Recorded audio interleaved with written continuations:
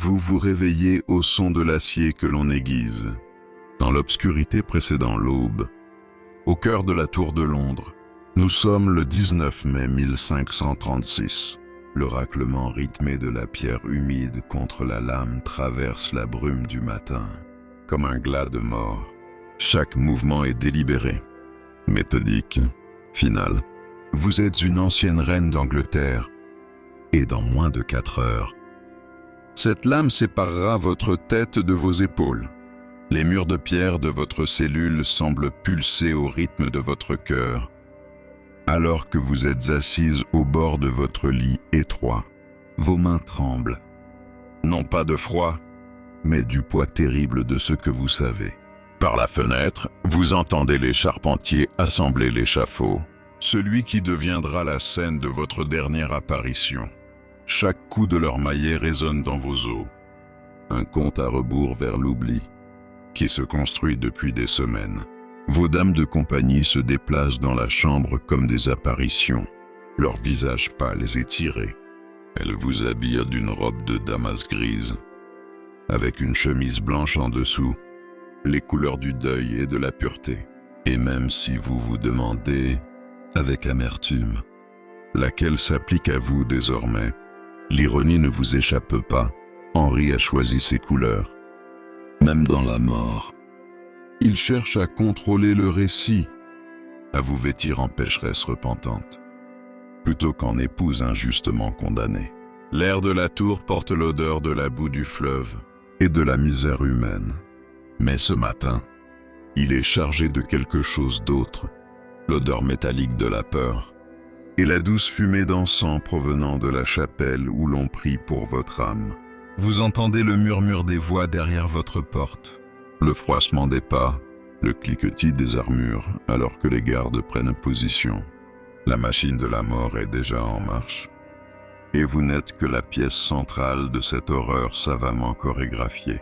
Avant de plonger dans ces histoires oubliées de survie et de souffrance, si vous aimez découvrir les vérités cachées de l'histoire, n'hésitez pas à aimer cette vidéo et à vous abonner pour davantage de contenu comme celui-ci. Et surtout, laissez un commentaire pour me dire d'où vous écoutez. Je trouve incroyable que nous explorions ensemble ces récits anciens, depuis différentes parties du monde, unis à travers le temps et l'espace par notre curiosité commune pour le passé. Le cauchemar qui devait s'achever par l'exécution d'Anne ne commença ni par la trahison ni par l'adultère, mais par le besoin désespéré d'Henri VII de posséder un héritier mâle, et par son obsession croissante pour Jane Seymour. En janvier 1536, Anne subit une nouvelle fausse couche. Celle-ci fut particulièrement dévastatrice, car elle eut lieu le même jour où Henri fut victime d'un grave accident de joute, qui le laissa inconscient pendant 2 heures. Le symbole n'échappa à personne à la cour, alors que le roi gisait aux portes de la mort. Les espoirs d'Anne de préserver sa position grâce à la maternité mourraient, eux aussi. On rapporta que l'enfant perdu était un garçon, un détail qui entrait les derniers mois d'Anne. Henri, qui avait rompu avec Rome et déchiré l'Angleterre pour l'épouser, commença à murmurer que leur union était maudite par Dieu. Les mêmes arguments théologiques qu'il avait utilisés pour annuler son mariage avec Catherine d'Aragon étaient maintenant retournés contre Anne. L'ironie était d'une cruauté exquise. Les justifications même qu'il avait élevées allaient désormais la détruire. Mais Henri avait besoin de plus que d'un simple signe de disgrâce divine pour se débarrasser d'Anne. Il lui fallait des motifs juridiques qui ne remettraient pas en cause son propre jugement, ni la légitimité de leur fille Élisabeth. Thomas Cromwell, le principal ministre d'Henri, un homme dont la survie dépendait de sa capacité à anticiper les désirs du roi, commença à bâtir un dossier si élaboré et accablant qu'il ne détruirait pas seulement Anne, mais annihilerait toute sympathie à son égard. Le premier fil que Cromwell tira fut la relation d'Anne avec le musicien de cour Mark Smeaton. Smeaton était tout ce que Henri n'était pas, jeune, vif, aux cheveux sombres, doté d'un charme naturel qui le rendait populaire auprès des dames de la cour. Le 30 avril 1536, Cromwell fit arrêter Smeaton et le fit conduire dans sa maison de Stepney, où le jeune homme fut soumis à un interrogatoire qui incluait probablement la torture, bien qu'aucun document officiel ne précise les méthodes employées. Ce que nous savons, c'est que Smeaton, qui avait d'abord nié toute relation inappropriée avec la reine, sortit de l'interrogatoire, mené par Cromwell prêt à avouer non seulement l'adultère avec Anne, mais aussi des détails précis qui formeraient l'ossature de l'affaire, montée contre elle. Le moment et la nature de cet aveu laissent imaginer un homme brisé par la douleur et la terreur, prêt à dire n'importe quoi pour mettre fin à l'agonie. Avec la confession de Smeaton en main, Cromwell se hâta de tisser une toile d'accusé présumé. Henry Norris, le groom of the stool du roi, et l'un de ses plus proches amis, fut arrêté le 1er mai. Lors des célébrations du mai à Greenwich Palace, l'ironie d'arrêter Norris au cœur d'un festival dédié au printemps et au renouveau n'échappa à personne. On aurait dit que Cromwell cherchait délibérément à empoisonner chaque symbole de joie et de fête. Norris était auprès d'Henri depuis plus de 10 années, un compagnon de confiance, qui avait accès aux moments les plus privés du roi. Le crime dont on l'accusait n'était pas seulement l'adultère avec la reine, mais la trahison au plus haut degré, la trahison de l'homme qui l'avait élevé d'une petite noblesse à une position de pouvoir et d'influence immense. Sous l'interrogatoire, Norris maintint son innocence avec une constance qui révélait soit sa véritable vertu, soit sa pleine conscience que l'aveu signifiait une mort certaine. William Brereton suivit Norris à la tour le 4 mai. Brereton était un gentilhomme de la chambre privée du roi, un homme dont les origines galloises et la position relativement modeste le rendaient dépendant de la faveur royale pour conserver sa place à la cour. Comme Norris, il fut accusé d'adultère avec la reine. Mais Cromwell ajouta une couche supplémentaire au crime supposé de Brereton, une conspiration visant à assassiner le roi, afin qu'Anne puisse épouser l'un de ses amants et gouverner à travers un mari fantoche. L'arrestation la plus choquante eut lieu le 5 mai, lorsque Sir Francis Weston, à peine âgé de 25 ans et récemment marié, fut conduit à la tour. Weston venait d'une famille riche et n'avait aucune raison de tout risquer pour obtenir la faveur de la reine, ce qui rendait son implication dans la conspiration particulièrement déroutante pour les observateurs de l'époque. Sa jeunesse et le fait qu'il avait tout pour réussir dans la vie rendaient à sa participation présumée à un complot aussi dangereux, presque impossible à croire. Mais ce fut la dernière arrestation qui fit trembler la cour et révéla la véritable ampleur de la cruauté d'Henri. Le 2 mai, George Boleyn, le frère cadet d'Anne et vicomte de Rochford, fut arrêté pour inceste avec sa sœur. Cette accusation était si monstrueuse, si totalement en dehors des limites du comportement acceptable, même dans la cour moralement flexible des Tudors, qu'elle servait un objectif bien précis. Cela fit d'Anne non seulement une adultère, mais une créature si perverse qu'aucune punition ne pouvait être trop sévère. George Boleyn était tout ce que sa sœur était, intelligent, cultivé, doté d'un esprit vif qui le rendait à la fois populaire et dangereux à la cour. Il était également profondément loyal envers Anne, une loyauté qu'Henri considérait comme une menace pour son autorité. En accusant George d'inceste, Cromwell ne détruisait pas seulement le frère d'Anne, il s'assurait aussi que personne n'oserait parler en sa défense, de peur d'être vu comme soutenant un crime si contre nature. La rapidité avec laquelle ces arrestations eurent lieu, toutes en l'espace de 5 jours, révèle la nature soigneusement orchestrée de la conspiration contre Anne. Il ne s'agissait pas d'une découverte progressive de méfaits, mais d'une démolition minutieusement planifiée. destiné à ne laisser à ses alliés aucun temps pour organiser une défense, ou même comprendre pleinement ce qui se passait. Anne elle-même fut arrêtée le 2 mai, immédiatement après son retour d'un match de tennis à Greenwich Palace, où elle avait observé Henry jouer avec Francis Weston, le même homme qui serait arrêté 3 jours plus tard en tant que supposé amant. Le symbolisme était délibéré et cruel.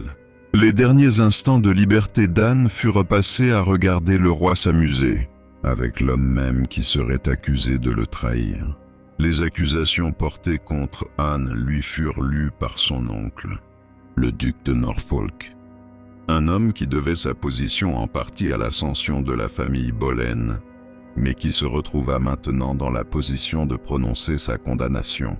La participation du duc de Norfolk à la destruction d'Anne révélait le calcul brutal de la politique Tudor.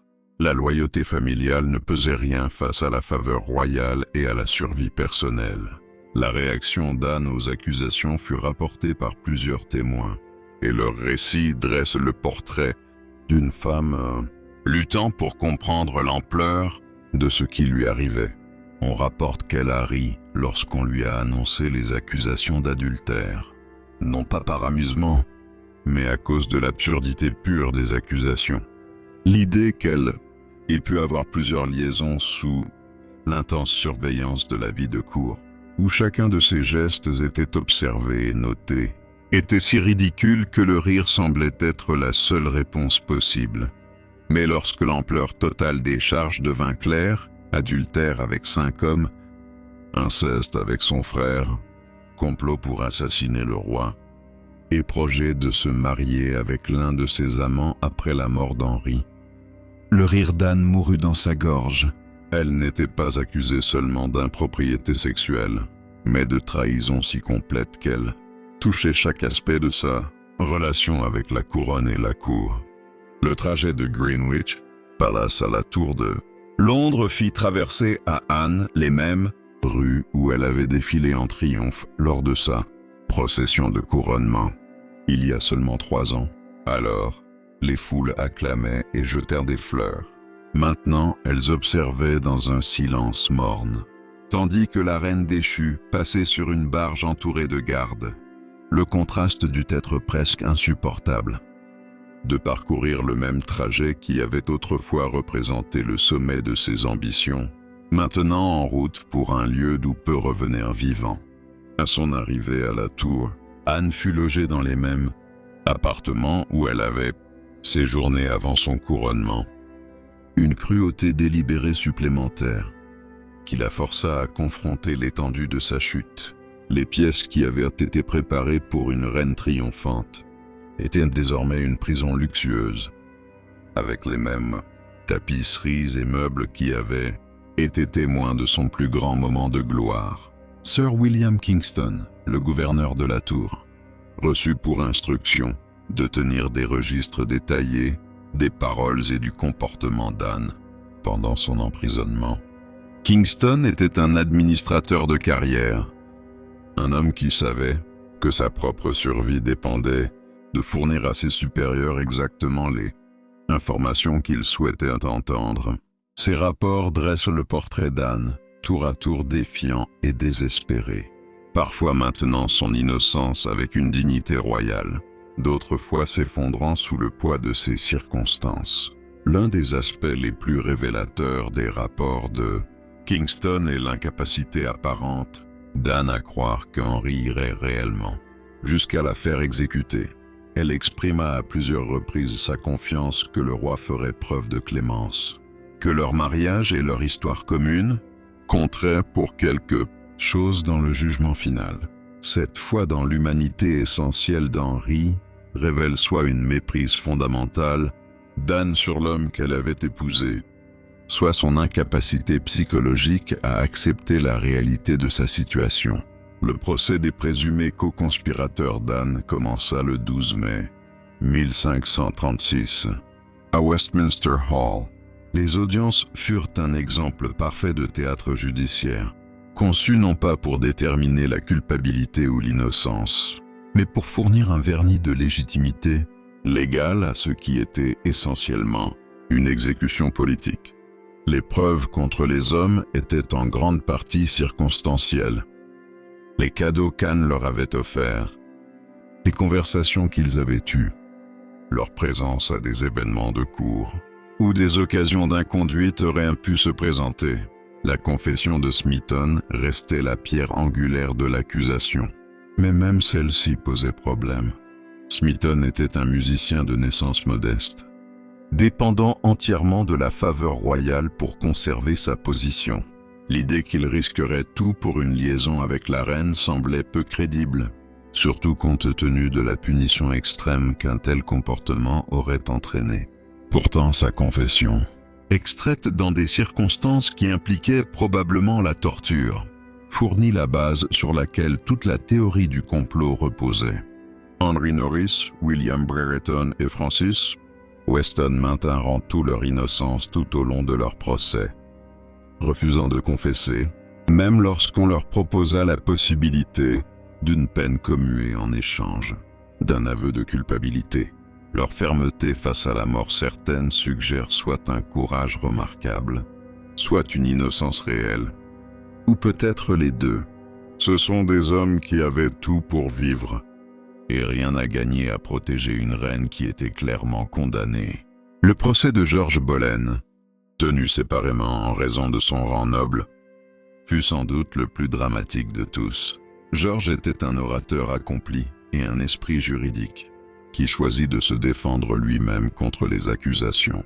Sa prestation à Westminster Hall fut si convaincante que les observateurs notèrent que le jury semblait ému par ses arguments et réellement incertain de sa culpabilité. Pendant un bref instant, il sembla qu'au moins un des présumés conspirateurs d'Anne pourrait échapper au filet tendu par Cromwell. Mais George commit une erreur fatale, révélant soit sa naïveté face à la politique de cour, soit son désir désespéré de laver le nom de sa sœur. Lorsqu'on lui présenta une question, écrite qu'il avait été instruit de lire, seulement en silence, George la lut à haute voix devant toute la cour. La question concernait l'impuissance supposée d'Henry et son incapacité à satisfaire Anne sexuellement, une information si préjudiciable à la réputation du roi qu'elle scella le destin de George, indépendamment de sa culpabilité ou de son innocence. Les verdicts de tous les procès étaient des conclusions prévisibles. Norris, Weston, Brereton et Smithon furent tous déclarés coupables et condamnés à la peine traditionnelle pour trahison, pendus, éviscérés et partagés en quartiers. George Boleyn, en vertu de sa naissance noble, fut condamné à mort par décapitation. La rapidité des procès et l'uniformité des verdicts démontraient clairement que ces procédures relevaient de la nécessité politique et non de la justice. Le traitement par Henry des hommes condamnés révélait la cruauté calculatrice qui caractérisait toute sa gestion de l'affaire. Il commua les peines des 4 roturiers en simple décapitation, une clémence présentée comme preuve de sa magnanimité, tout en empêchant le spectacle macabre de la pendaison et du démembrement, qui aurait pu susciter la sympathie pour les victimes. Le 17 mai 1536, 5 hommes moururent sur Tower Hill pour leur relation supposée avec Anne Boleyn. Mark Smithon, le musicien dont la confession avait déclenché toute l'affaire, alla à la mort en maintenant sa culpabilité, peut-être par véritable remords, peut-être dans une ultime tentative de protéger d'autres personnes, ou sous l'effet d'un esprit brisé par la torture et la terreur. Henry Norris, William Brereton et Francis Weston proclamèrent tous leur innocence jusqu'au bout. Leurs derniers mots furent soigneusement enregistrés par des témoins, conscients de l'importance historique du moment. L'exécution de George Boleyn fut la plus poignante de toutes. Frère et allié proche d'Anne, sa mort représentait non seulement la perte d'une vie, mais aussi la destruction de la famille qui avait atteint de grands sommets et était tombée si bas. Son dernier discours fut remarqué pour sa dignité et ses protestations continues d'innocence. prononcées avec l'éloquence, qui avait fait de lui un membre précieux du cercle rapproché du roi. Anne, confinée dans ses appartements de la tour, entendait les sons des exécutions de ses supposés amants, la foule rassemblée, la chute de la hache de l'exécuteur et les acclamations des spectateurs avides de sang. La torture psychologique de savoir que des hommes étaient morts à cause de leur relation supposée avec elle, qu'elles aient été réelles ou inventées, devait être presque insupportable. Pendant ce temps, Henri avait déjà tourné la page avec sa rapidité et son cynisme habituel. Même avant le début du procès d'Anne, il prenait des dispositions pour son mariage avec Jane Seymour, la femme pâle et silencieuse qui représentait tout ce qu'Anne n'était pas. Là où Anne était sombre, passionnée et intellectuellement stimulante, Jane était claire, soumise et contente de jouer le rôle d'épouse royale décorative. Le procès d'Anne était fixé au 15 mai 1536, dans la grande salle de la Tour de Londres. Le lieu avait une signification particulière. En jugeant Anne à l'intérieur même de la tour, Henri évitait toute possibilité de manifestation publique en sa faveur, tout en s'assurant que les audiences se déroulaient sous l'ombre intimidante de la forteresse où elle était prisonnière. Le procès lui-même était un exemple de mise en scène et de théâtre juridique Tudor. Anne entra dans la salle portant une robe noire, couleur du deuil, rappel visuel de sa chute en disgrâce. Elle était accompagnée de ses dames d'honneur, autorisées à rester avec elle à la fois pour la réconforter et pour servir de témoin, afin que son comportement pendant les audiences soit correctement consigné. Thomas Howard, duc de Norfolk et oncle d'Anne, présida le procès en tant que lord haut connétable. Le fait que Norfolk prononce le jugement sur sa nièce constituait peut-être l'illustration la plus frappante des réalités brutales de la politique Tudor, où la loyauté familiale était toujours subordonnée à la faveur royale et à la survie personnelle. Les accusations portées contre Anne furent lues dans leur intégralité, chaque accusation plus accablante que la précédente. Elle fut accusée d'adultère avec Henry Norris le 6 octobre 1533 au palais de Westminster, avec William Brereton le 8 novembre 1533 à Westminster, avec Mark Smeaton le 26 avril 1536 à Westminster, et avec Francis Weston le 20 mai 1534 au palais de Westminster. La spécificité des dates et des lieux visait à donner de la crédibilité aux accusations, mais révélait également leur caractère fabriqué. La précision était trop parfaite, trop pratique pour des procureurs qui devaient établir leur affaire au-delà de tout doute raisonnable.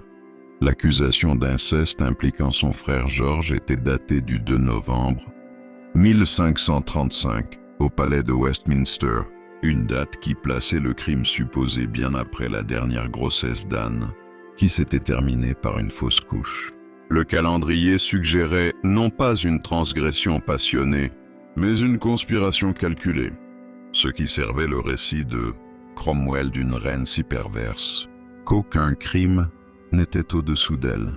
Peut-être l'accusation la plus grave était-elle que Anne avait conspiré pour imaginer et provoquer la mort du roi et avait promis d'épouser l'un de ses amants après la mort d'Henri.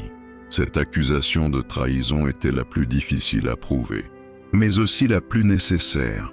Sans elle, les autres crimes d'Anne auraient pu être perçus comme de simples manquements moraux personnels et non comme des menaces envers l'État nécessitant la peine suprême.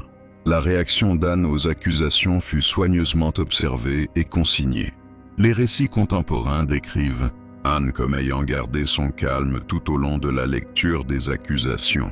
Son visage était un masque de dignité royale, qui ne laissait transparaître que peu de ce qu'elle devait ressentir. Lorsqu'on lui donna l'occasion de répondre, elle nia toutes les accusations avec une fermeté qui impressionna même ses ennemis. Sa défense était nécessairement limitée par les contraintes légales de l'époque. En tant que femme et sujette, Elle disposait de peu de droits pendant le procès. Elle ne pouvait appeler de témoins en sa faveur, ni contre-interroger ses accusateurs, et n'avait pas droit à un avocat. Le procès était structuré pour aboutir à une conclusion prédéterminée, avec Anne jouant le rôle de l'accusé dans une procédure où sa culpabilité était présumée plutôt que prouvée. Les preuves contre Anne consistaient principalement en des témoignages de domestiques et de courtisans qui prétendaient avoir observé des comportements suspects ou surpris des conversations compromettantes. Une grande partie de ces témoignages était vague et circonstancielle. Un regard ici, une conversation privée là, des cadeaux échangés entre la reine et ses supposés amants. L'accusation s'appuyait fortement sur l'interprétation et l'insinuation, construisant une affaire sur le fondement des commérages et des spéculations de cour. Un témoignage particulièrement préjudiciable provenait de Lady Wingfield, qui était heureusement décédée au moment du procès et ne pouvait donc pas être contre-interrogée. Lady Wingfield aurait prétendument déclaré à d'autres, avant sa mort, qu'elle possédait des connaissances sur les inconduites d'Anne, bien que la nature exacte de ces connaissances n'ait jamais été clairement établie. L'utilisation de témoignages provenant d'une témoin décédée, qui ne pouvait être contestée, était une indication révélatrice du désespoir de l'accusation à construire un dossier convaincant. La rapidité des audiences fut remarquable, même selon les standards Tudor. L'ensemble du procès fut présenté, débattu et décidé en une seule journée, un rythme qui laissait peu de temps pour examiner attentivement les preuves, ou pour permettre à Anne de préparer une défense efficace. La pression pour parvenir à une résolution rapide reflétait l'empressement d'Henri à avancer dans ses projets de remariage et son désir de minimiser le temps disponible pour que l'opinion publique s'organise en faveur d'Anne. Lorsque vint le moment pour le jury de se retirer et de délibérer, le suspense quant au résultat était minime. Les 26 pairs qui siégèrent comprenaient des hommes qui devaient leur position à la faveur d'Henri et qui savaient que leur propre avenir dépendait de la délivrance du verdict souhaité par le roi. Parmi eux se trouvaient certains qui avaient autrefois été partisans d'Anne, mais qui se retrouvèrent désormais dans la position de la condamner pour se sauver eux-mêmes. Le verdict de culpabilité fut annoncé par Norfolk avec ce que les observateurs décrivirent comme une émotion visible. Qu'il s'agisse de chagrin véritable ou de soulagement d'avoir accompli un devoir, désagréable reste incertain. En tant qu'oncle d'Anne, la position de Norfolk était particulièrement difficile. Il était contraint de participer à la destruction d'un membre de sa propre famille, tout en maintenant l'illusion que la justice était rendue. La sentence prononcée contre Anne était la mort par le feu ou la décapitation, à la discrétion du roi. L'option du bûcher reflétait la punition médiévale pour les femmes ayant commis la trahison, en particulier celles coupables d'adultère envers leur mari. L'alternative de la décapitation était présentée comme une clémence, tout en servant les objectifs d'Henri, en évitant le spectacle horrifiant d'une reine brûlée, vive en plein public. La réaction d'Anne à la sentence fut remarquée de tous les présents. Elle reçut la nouvelle de sa condamnation avec ce que les récits contemporains décrivent comme un calme remarquable, maintenant la dignité de sa position royale même face à la mort imminente.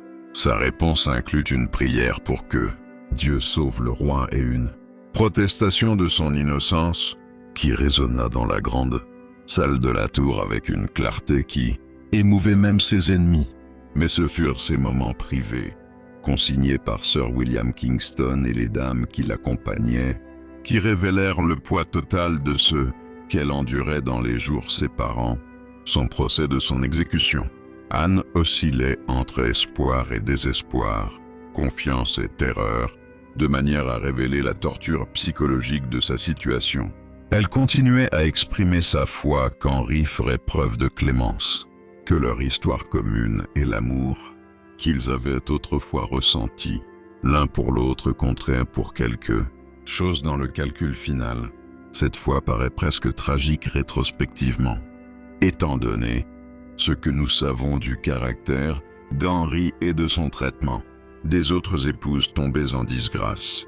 L'incapacité d'Anne à accepter la réalité de sa situation pourrait avoir été un mécanisme de défense psychologique, une manière de maintenir sa santé mentale dans des circonstances qui auraient brisé la plupart des personnes. La question de la culpabilité ou de l'innocence réelle d'Anne fascine les historiens depuis près de 5 siècles. Les preuves contre elle étaient en grande partie circonstancielles et basées sur les témoignages d'individus dont la survie dépendait de plaire au roi. La confession de Smeaton, extraite sous la torture, formait la pierre angulaire du dossier, mais les confessions obtenues par la torture étaient notoirement peu fiables, même selon les standards Tudor. Les dates et lieux spécifiques cités dans les accusations portées contre Anne posent d'importants problèmes pour ceux qui croient en sa culpabilité. Les archives de la cour montrent qu'Anne était soit enceinte, soit récemment accouchée, durant de nombreux moments où elle aurait prétendument eu des liaisons, rendant les exigences physiques de multiples relations extrêmement difficiles, voire impossibles. De plus, la surveillance intense à laquelle étaient soumises les épouses royales rendait les relations amoureuses secrètes extraordinairement risquées et difficiles à cacher. La rapidité avec laquelle les accusations furent formulées et les procès menés suggèrent un résultat prédéterminé plutôt qu'une enquête minutieuse sur de réels méfaits.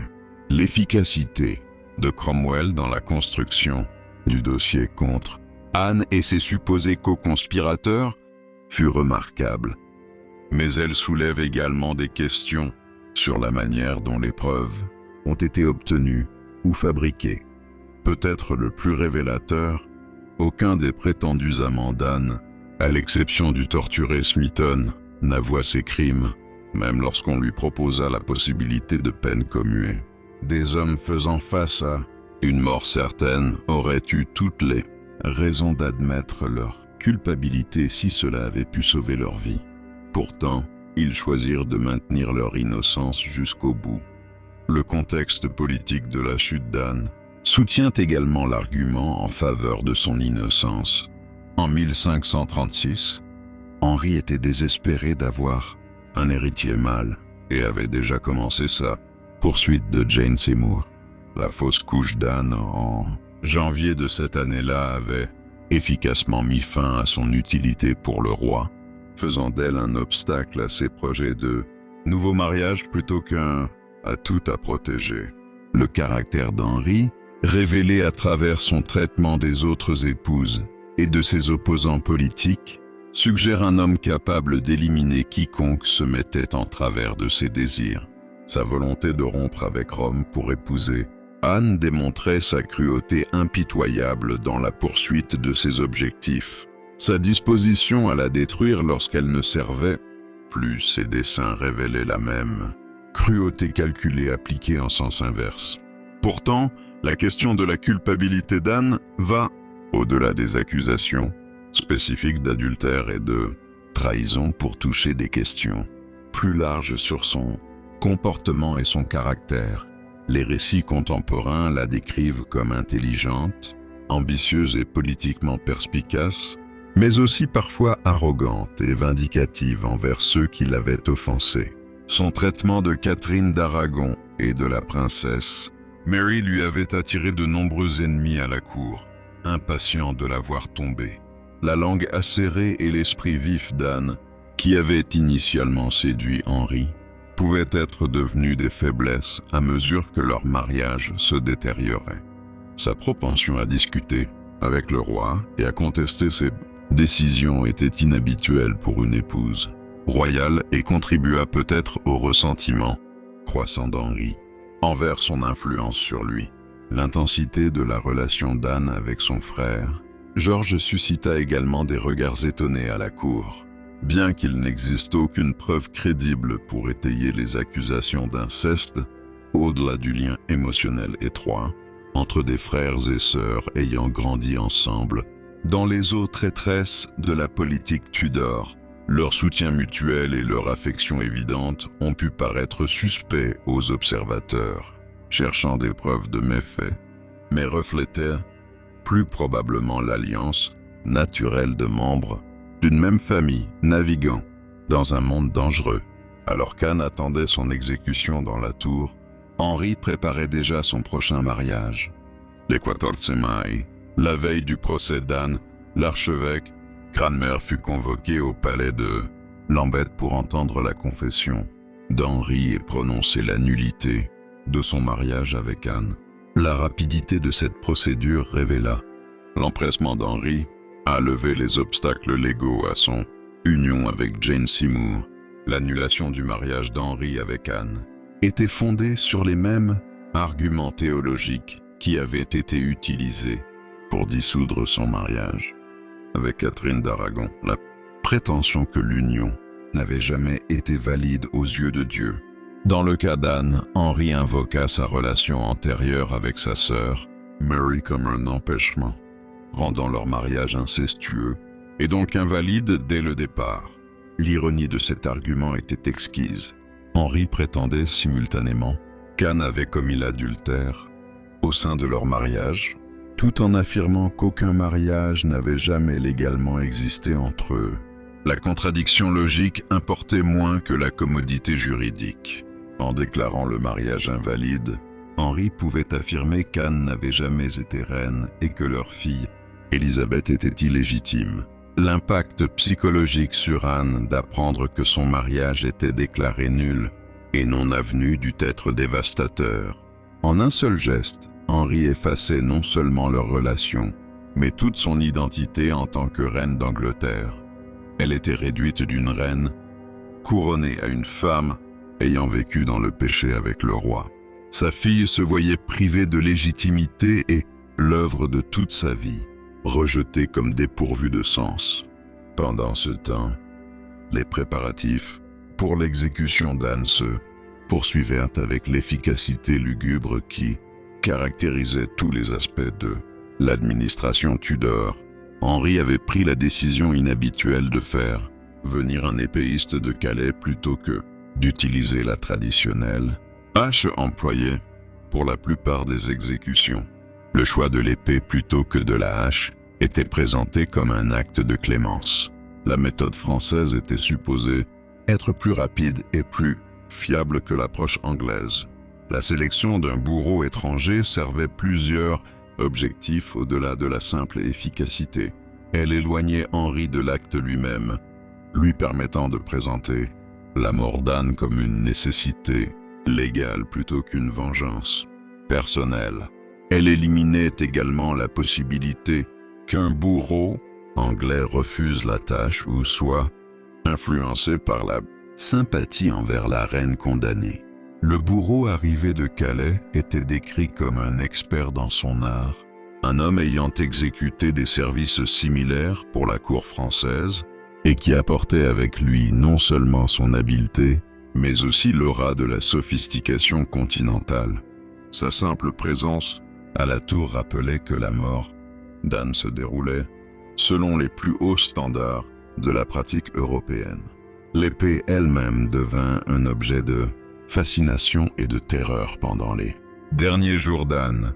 Contrairement à la hache, lourde et brutale traditionnellement utilisée pour les exécutions anglaises, l'épée du bourreau était décrite comme relativement légère et tranchante, conçue pour la précision plutôt que pour la force brute.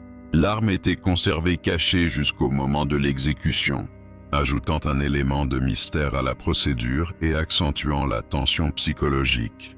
Le comportement d'Anne pendant ces derniers jours révélait une femme luttant pour conserver sa dignité et sa santé mentale dans des circonstances qui auraient brisé la plupart des individus.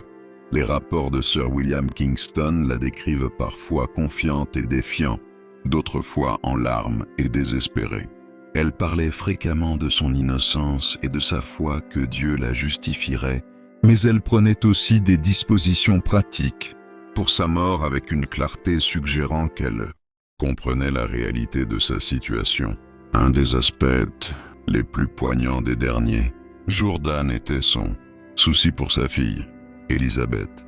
Âgée de moins de 3 ans, Élisabeth était trop jeune pour comprendre ce qui arrivait à sa mère.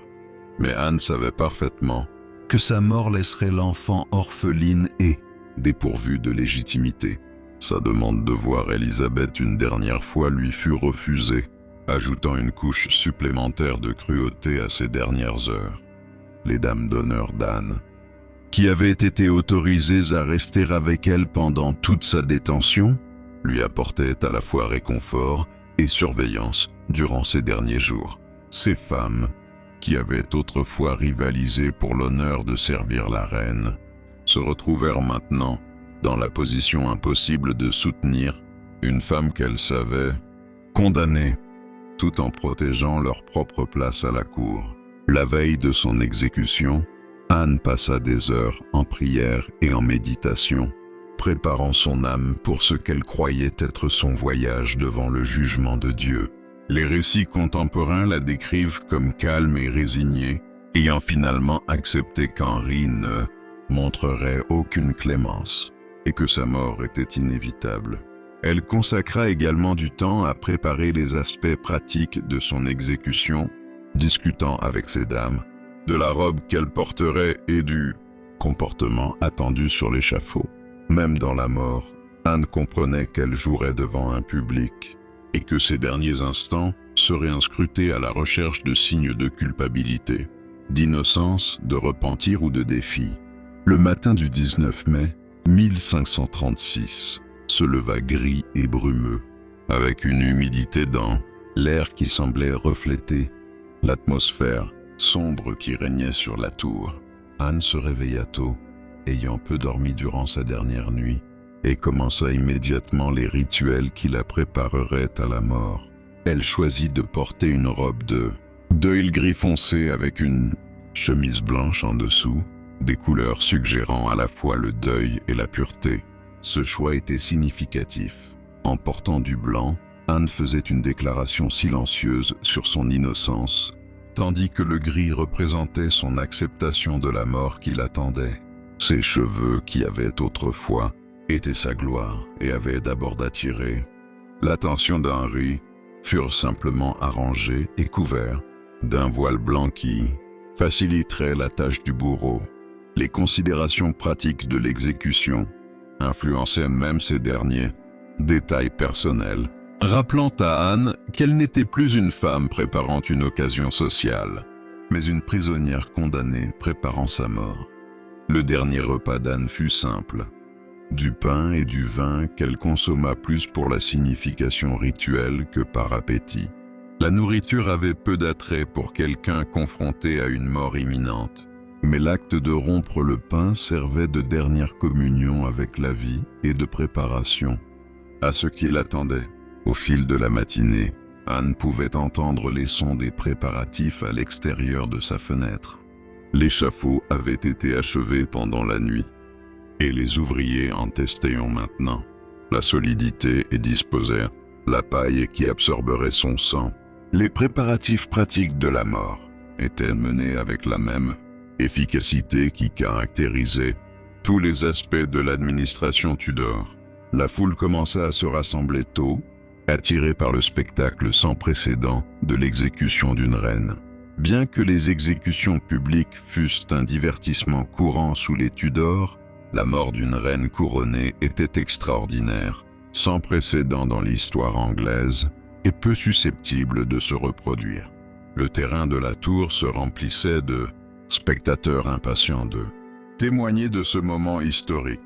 Parmi la foule se trouvaient des courtisans qui avaient autrefois rivalisé pour la faveur d'Anne, des marchands ayant tiré profit de son patronage, et des gens du peuple qui avaient suivi sa montée et sa chute avec la fascination que le drame royal a toujours inspiré. Certains venaient par curiosité, d'autres par un sentiment de devoir historique, et d'autres encore par l'impulsion humaine plus sombre de vouloir être témoin de la destruction et de la mort. Le connétable de la tour, Sir William Kingston, arriva aux appartements d'Anne avec la notification officielle que son heure était venue. Son comportement était respectueux, mais ferme. Il était là pour escorter une reine vers sa mort, mais aussi pour s'assurer qu'une traîtresse condamnée subisse le sort prescrit par la loi. La réaction d'Anne à l'arrivée de Kingston fut remarquée de tous. Elle se leva de sa chaise avec la dignité qui l'avait caractérisée tout au long de sa détention, redressa sa robe et déclara être prête à affronter son destin. Sa maîtrise d'elle-même était remarquable. Elle ne montra aucun signe d'hystérie ou de désarroi que l'on aurait pu attendre de quelqu'un confronté à une exécution imminente. Le trajet de ses appartements jusqu'à l'échafaud fut sans doute le plus long de la vie d'Anne. Chaque pas la rapprochait du monde des morts et l'éloignait du monde des vivants. Le chemin la conduisit à travers les mêmes cours où elle avait jadis marché en tant que reine, devant les mêmes bâtiments où elle avait exercé l'autorité royale et reçu l'hommage de ses sujets. Le contraste entre ses circonstances actuelles et sa gloire passée dut être presque insupportable. Les mêmes pierres qui avaient autrefois répercuté les pas de ceux qui cherchaient sa faveur furent maintenant témoins de son dernier trajet vers l'échafaud. La tour qui avait été son palais lors de ses préparatifs pour le couronnement servait maintenant de cadre à sa destruction. Lorsque Anne apparut sur le Tower Green, la foule se tut. La vue d'une reine marchant vers sa mort était si inédite, si choquante, que même les spectateurs les plus endurcis restèrent momentanément sans voix. Voici une femme qui avait autrefois été la personne la plus puissante d'Angleterre, après le roi lui-même, maintenant réduite au rôle de criminel condamné, approchant de son dernier moment. L'échafaud lui-même était une simple plateforme en bois, élevée seulement de quelques pieds au-dessus du sol, afin que la foule puisse assister clairement à l'exécution. Contrairement aux hauts échafauds utilisés pour les traîtres masculins, la plateforme d'exécution d'Anne était conçue pour l'intimité, plutôt que pour le spectacle, reflétant peut-être un reste de respect pour sa position passée de reine. Le bourreau était déjà présent sur l'échafaud, une silhouette rendue mystérieuse par sa cagoule noire et l'étrangeté de son costume étranger. Il se tenait immobile à côté du billot où Anne s'agenouillerait, son épée cachée sous une couverture de paille pour empêcher tout aperçu prématuré de l'instrument de la mort. Anne monta sur l'échafaud d'un pas assuré, assistée par ses dames, qui avaient été autorisées à l'accompagner jusqu'à cette dernière étape de son parcours. Une fois sur la plateforme, elle se tourna vers la foule, se préparant à prononcer le discours que la coutume exigeait de tous les traîtres condamnés. Ces derniers mots ont été conservés dans de nombreux récits contemporains, bien qu'il existe de légères variations dans la formulation exacte. L'essence de son discours était une protestation de sa loyauté envers le roi et l'acceptation du jugement qui avait été rendu à son encontre. Elle demanda des prières pour son âme et exprima son espoir que Dieu lui accorde miséricorde dans l'autre monde. Ce qui frappe le plus dans le dernier discours d'Anne, c'est ce qu'elle n'a pas dit. Elle n'a pas proclamé son innocence directement, et elle n'a pas attaqué Henri, ni la cour qui l'avait condamné. Que cette retenue reflète une acceptation réelle de son destin, un calcul politique destiné à protéger sa fille Élisabeth, ou simplement une fatigue physique et émotionnelle, reste une question débattue par les historiens. Après avoir terminé son discours, Anne retira sa coiffe et ses bijoux, les plaçant soigneusement entre les mains de ses dames. L'acte de retirer ces symboles de son statut terrestre était à la fois pratique et symbolique. Elle se dépouillait des derniers vestiges de son identité de reine et se préparait à affronter la mort simplement en tant qu'Anne Boleyn. Ces dames lui bandèrent alors les yeux avec un tissu blanc, une ultime grâce qui lui épargnait la vue de l'épée approchant. Le bandeau servait également à un but pratique, garantir qu'Anne resterait immobile au moment crucial où le bourreau frapperait, car le moindre mouvement aurait pu transformer une mort rapide en agonie prolongée. Le bandeau en place, Anne s'agenouilla à côté du petit billot préparé pour son exécution. Sa posture était droite et digne, conservant l'allure royale qui l'avait caractérisée tout au long de l'épreuve. Même dans ses derniers instants, elle restait consciente de l'image qu'elle présentait à la postérité. Le bourreau s'approcha à pas silencieux, son épée désormais révélée pour la première fois. L'arme était en effet différente de la hache anglaise traditionnelle. Plus longue, plus fine, conçue pour un coup unique et précis, destinée à trancher la nuque proprement. La vue de cette arme étrangère ajoutait un élément exotique à la scène, renforçant l'impression d'assister à quelque chose d'inédit dans l'histoire anglaise. Ce qui se passa ensuite serait débattu et analysé pendant des siècles. Le bourreau leva son épée, et dans un mouvement si rapide que beaucoup dans la foule le manquèrent entièrement, il abattit la lame en un seul coup décisif. La tête d'Anne Boleyn fut séparée de son corps avec une précision qui témoignait du savoir-faire de l'homme qu'Henry avait fait venir de Cala. Les récits contemporains décrivent la réaction de la foule comme un silence stupéfait, suivi d'un mélange de halètements, de prières et de murmures. La réalité de ce qu'ils venaient de voir, l'exécution d'une reine, était si écrasante que beaucoup de spectateurs semblaient incapables de comprendre ce qu'ils venaient de contempler. Certains se signèrent et murmurèrent des prières pour l'âme d'Anne, tandis que d'autres restèrent simplement figés, fascinés par la scène devant eux. L'efficacité du bourreau était à la fois une grâce et un effroi. La mort d'Anne fut instantanée, lui épargnant l'agonie prolongée qui caractérisait souvent les exécutions à la hache traditionnelles, mais la rapidité même de sa destruction soulignait la finalité de ce qui venait de se produire. Un instant, elle était une femme vivante, et l'instant suivant, elle n'était plus qu'un corps sur l'échafaud. Les dames d'Anne, qui avaient vu leur maîtresse mourir avec des larmes coulant sur leurs joues, accomplirent maintenant leur dernier service. Elles rassemblèrent soigneusement les restes d'Anne, enveloppant sa tête et son corps dans un tissu blanc avec la tendresse de femmes préparant une amie chère pour l'ensevelissement.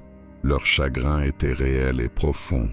Ces femmes avaient servi Anne pendant son ascension au pouvoir et étaient restées fidèles, même dans son heure la plus sombre.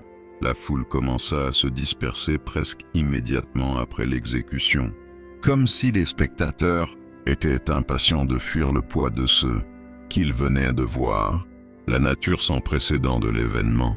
L'exécution d'une reine couronnée d'Angleterre laissait à beaucoup le sentiment d'avoir participé à quelque chose qui mettait en question les fondements même de l'autorité royale et du droit divin. Quelques heures après la mort d'Anne, Henri VIII poursuivait déjà ses projets pour l'avenir. Il épousa Jane Seymour lors d'une cérémonie privée le 30 mai 1536, seulement 11 jours après l'exécution d'Anne. La rapidité de cette transition révélait l'empressement d'Henri à tourner la page de cet épisode et à commencer une nouvelle vie avec une épouse qui promettait d'être plus docile et moins difficile que sa prédécesseur. Mais la tentative d'Henri d'effacer Anne de l'histoire ne fut pas entièrement couronnée de succès. Sa fille Élisabeth, bien que déclarée illégitime, survécut et deviendrait finalement l'une des plus grandes monarques d'Angleterre. La femme qu'Henry avait détruite dans sa quête d'un héritier mâle serait ainsi rappelée à travers sa fille, dont il avait nié la légitimité. Les hommes qui étaient morts aux côtés d'Anne furent rapidement oubliés par l'histoire.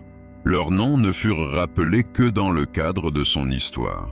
Mark Smeaton, Henry Norris, William Brighton, Francis Weston et George Boleyn avaient tous été sacrifiés pour satisfaire le besoin d'Henry de rompre proprement avec son second mariage.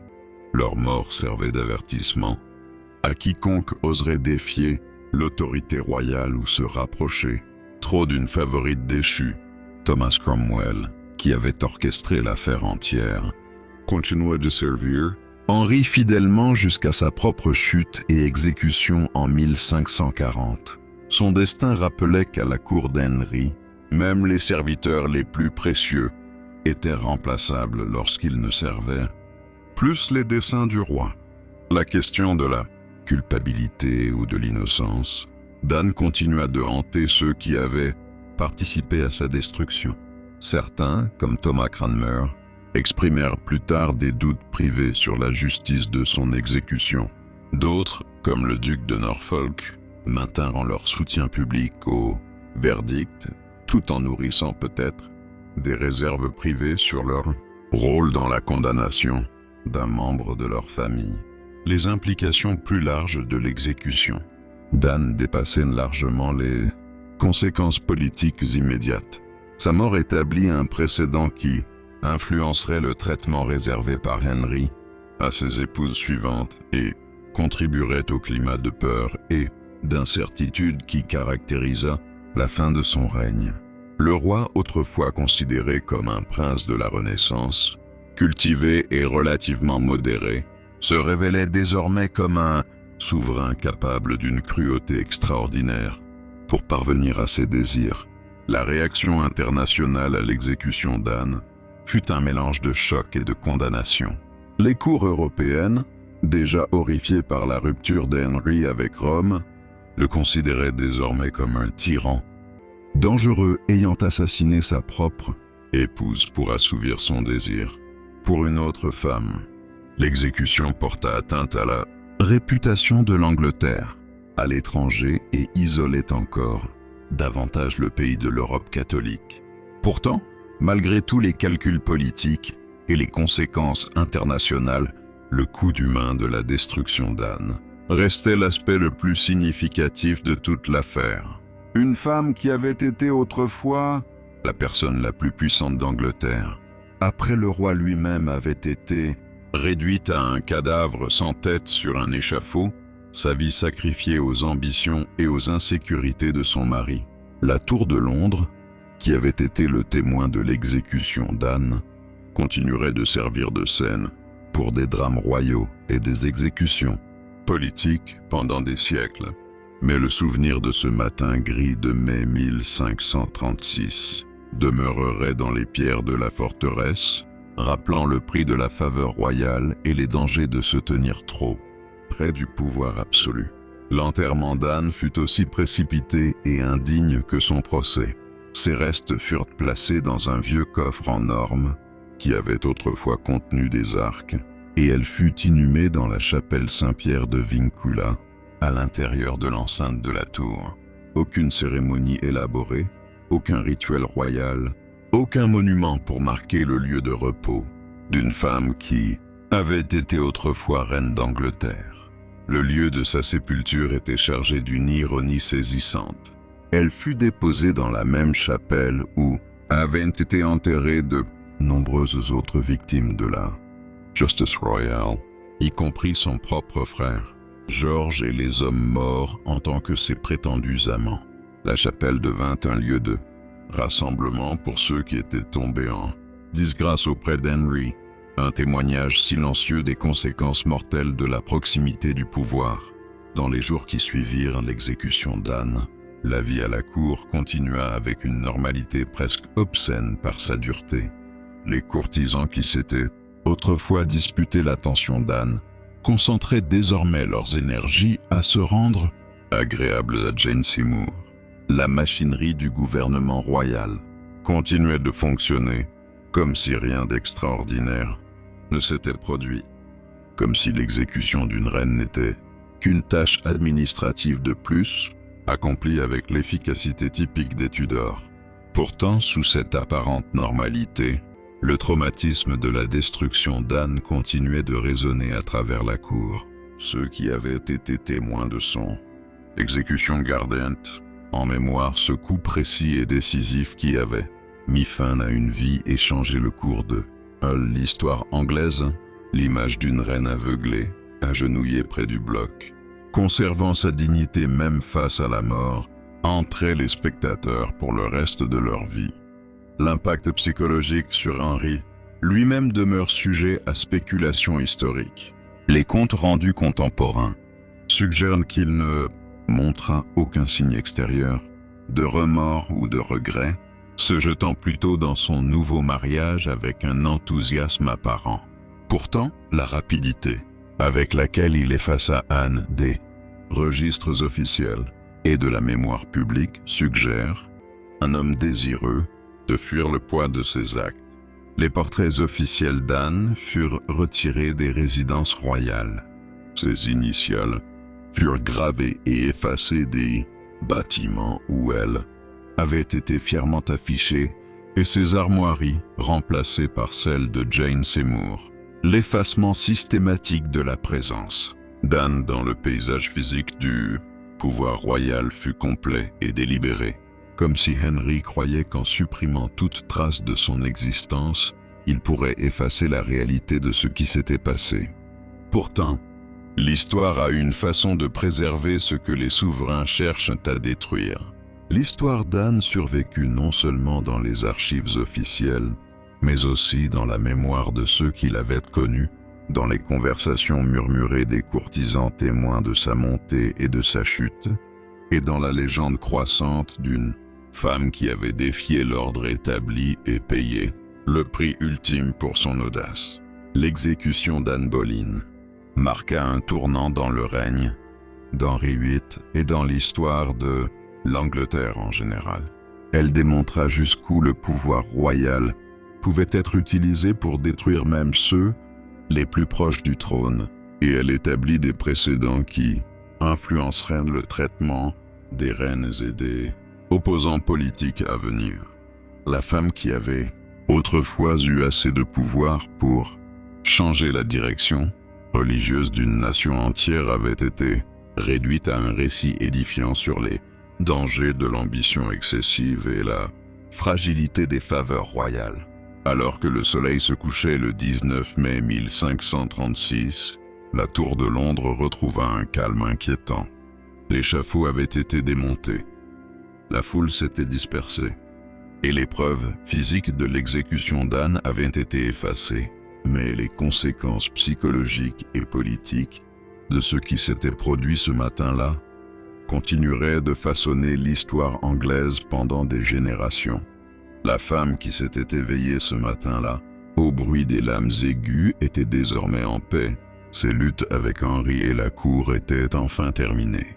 La lame, préparée avec tant de soin et de précision, avait accompli sa fonction avec une efficacité mortelle, faisant taire à jamais une voix qui avait autrefois captivé l'attention des rois et changé le cours des nations. Dans l'obscurité croissante de ce soir de mai, tandis que les gardes de la tour effectuaient leur ronde et que les tempêtes frappaient les murs de la forteresse, le fantôme d'Anne Boleyn commença sa longue hantise de l'histoire anglaise. La femme qui avait été effacée de la mémoire officielle vivrait à travers les histoires racontées par ceux qui se souvenaient d'elle, à travers les questions soulevées par les historiens qui doutaient de sa culpabilité, et à travers la légende d'une reine qui avait osé défier un roi et avait payé de sa vie cette audace. Le bruit de l'acier affûté avait annoncé le début du dernier jour d'Anne.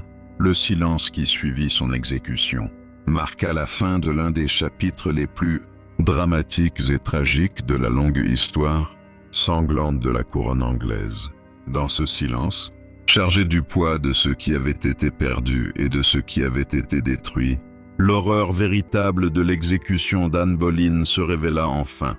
Non seulement la mort d'une femme, mais aussi le meurtre de possibilités, la destruction d'un futur différent et le triomphe de la peur sur l'espoir dans le monde traître des Tudors, en Angleterre,